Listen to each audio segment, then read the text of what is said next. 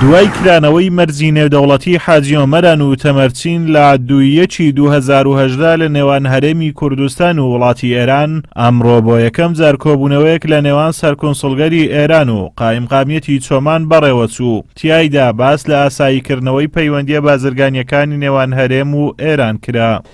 لە سەرەتادا کردنەوەی سنوور و گرنجەکەیمان خستە ڕوو کە بۆ هەردوو لامان هەم بۆ کۆماری ئیسلامی ئێران و هەم بۆ هەرێمی کوردستان گرنگی و تایبەتمەندی خۆی هەیە و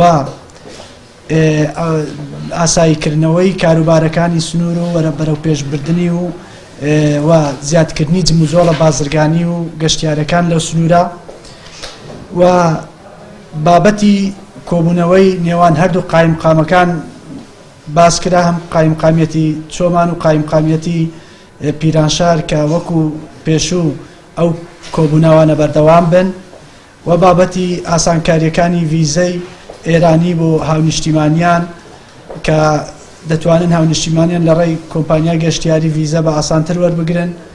لە دوای کرانەوەی مەرجی حاجی عومەران تا ئێستا ئاڵوگۆڕە بازرگانی و گەشتیاریەکان نەگەیشتوونەتەوە ئاستی پێشوو.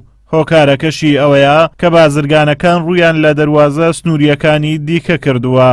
سەبارەت بەداخران و کرانەوەی مەرجی نێودەوڵەتی حاجی عومەران، سەرکۆنسڵی ئێران لە هەرێمی کوردستان دەڵێت بابەتی سنوورەکان بابەتێکی نێودەوڵەتیە، بۆیە ئێمە بایەخ بە ڕەزامەندی و ناڕەزایی حکوومەتی ناوەند دەدەین. کرانەوەی مەرجی حاجی عومەرانیش دەرخەری ئەو ڕاستیە کە پەیوەندیەک لە نێوان هەولێر و بەغدا هەیە. بحث مرز ببینید دوستان در جان باشن که موضوع مربوط به موضوع سنوورەکان موضوعێکی نێودەوڵەتیە.